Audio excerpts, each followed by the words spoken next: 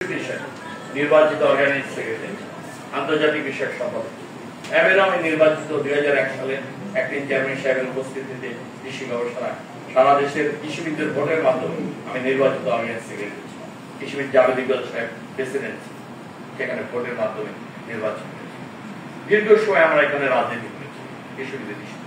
আমি এখানে একটি স্মরণ করতে চাই, এই কারণেই 2001 সালের পর বিএনপি যখন ক্ষমতায় এসেছে, সিদ্দিক ভাই 27 নম্বরে তার অফিস ছিল, ডক্টর ওসমান ফারুক স্যার আসছে, ওই কমিটির আমি অর্গানাইজ সেক্রেটারি। সিদ্দিক ভাই ছিলেন, কোন রাজনৈতিক দৃষ্টিকোণ থেকে উনি আমাদেরকে পরামর্শ দিয়েছেন। বিএনপি কিন্তু তখন ক্ষমতায় ছিল, আমরা কিন্তু কখনো তাদেরকে বাধা দিই। দলীয়করণ করে যে সিদ্দিক ভাই আমি মাইন্ডের মত পোষণ করে বা তার পক্ষে কাজ করে তাকে সরাই দিতে হবে, লিন্দু ভাইকে সরাই দিতে হবে, অন্যদেরকে সরিয়ে দিতে হবে, এটা কিন্তু রাজনৈতিক হস্তক্ষেপ অপরাধ।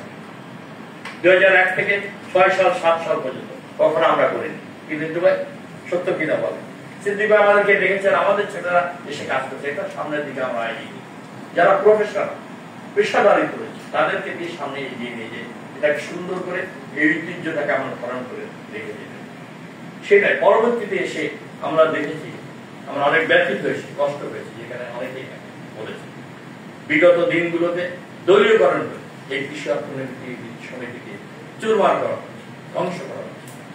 এর ঐতিহ্য গৌরব সবকিছুকে ধ্বংস করা হয়েছে। একটা অনৈক্য দ্বিধাদ্বন্দ্ব সৃষ্টি করে পরস্পর বিরোধী একটি সংঘাতময় পরিস্থিতি সৃষ্টি করা। এই জায়গাটা আমাদেরকে কিন্তু পুনরুদ্ধার, এই জায়গাটাকে আমাদেরকে যে কোনো মূল্যে পরিহার করতে। আমরা কেউ যেন একটা রাজনৈতিক দলীয়করণের দৃষ্টিকোণ থেকে এই সমিতিটাকে পরিচালনা, এটা আমার প্রথম আমার অনুরোধ।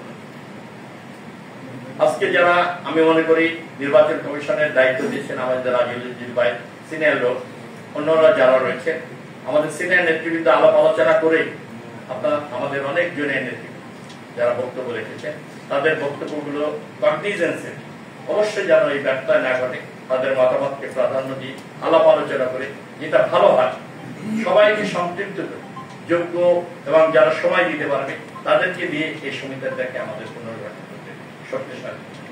খালি এটা রাজনৈতিক দলের মতো অঙ্গ সংগঠনের মধ্যে চিন্তা করলে হবে না। আজকে কিন্তু আমাদের যে গঠনতন্ত্র রয়েছে সমিতি, এইটাকে কলেবর বৃদ্ধি করার জন্য আমাদের অনেক সংখ্যা বেড়ে গেছে, এদেরকে কাজ করার সুযোগ সৃষ্টি করার জন্য, বিশেষ করে আমাদের বোনরা আসছে, অনেকেই কাজ করতে চায় আগ্রহী, তাদেরকে তো আমাদের সুযোগ সৃষ্টি করতে। খালি রাজনৈতিক দৃষ্টিকোণ থেকে পদ দেব, কমিটিতে যাবো, এটা হওয়া উচিত হবে না। একটা পেশাজীবী সংগঠন, এর ঐতিহ্য গৌরবকে ধরে রাখার জন্য, পুনরুদ্ধার করার জন্য আমাদেরকে অবশ্যই গুণগত মান সম্পন্ন বজায় রাখতে। আমাদের যারা ভালো লোক, মেধাবী লোক, যারা কন্ট্রিবিউট করতে পারেন, তাদেরকে আমাদের সামনে এগিয়ে দিতে। আমরা যারা রাজনীতি করি, আমরা পিছনে থাকবো, তাদেরকে সহযোগিতা। আমরা ব্যক্তিগতভাবে আমি কোনো পদের জন্য লড়াই থাকবো না, প্রেসিডেন্ট সেক্রেটারি খায়ের ইচ্ছা আমার এখানে, তবে আপনাদের সাথে আমি থাকবো। অতীতে ছিলাম 2001 সালের আগে থেকে সিদ্দিক ভাইয়ের সাথে আমরা এখানে কাজ করেছি, ওসমান ফারুক স্যারের সাথে আমি অর্গানাইজ সেক্রেটারি ছিলাম। আমরা অনেক বড় বড় প্রোগ্রাম করেছি। আমরা কিন্তু রাজনৈতিক দৃষ্টিকোণ থেকে কৃষি অর্থনীতি সমিতি চালাই, কখনো চালানোর চেষ্টা করি, কখনো আমরা ইন্টারফেয়ার করি। আজকে কিন্তু একটা সুযোগ আসছে, বৈষম্য বিরোধী ছাত্র আন্দোলন করে ফ্যাসিবাদের একটা পতন হয়েছে। গত 17 বছর জেল, জুলুম, অত্যাচার, গুম, খুন, এই অবস্থা বেরিয়ে আজকে বাংলাদেশের মাত্রা এসে দেশের মানুষ নতুন করে একটি স্বাধীনতা পেয়েছে।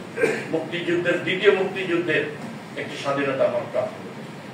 আমাদের এই সুবর্ণ সুযোগটাকে আমাদের কাজে লাগে, এটাকে আমাদের এই বিজয়টাকে আমরা আজকে কিন্তু বসতে পারতাম না এই পরিস্থিতি।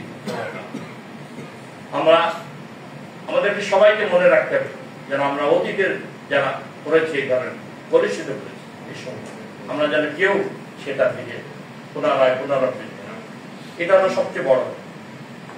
আমি আশা করব আমাদের বিজ্ঞ নেতৃবৃন্দ, সিনিয়র নেতৃবৃন্দ রয়েছে, আমাদের সবাই আলাপ আলোচনা করে আপনাদের চিন্তা চেতনাটাকে সামনে রেখেই আমরা কিভাবে এটাকে সবাইকে নিয়ে সম্পৃক্ত করে আমরা সুন্দরভাবে শক্তিশালী একটি কৃষি অর্থনীতির সমিতি গড়ে তুলতে পারি।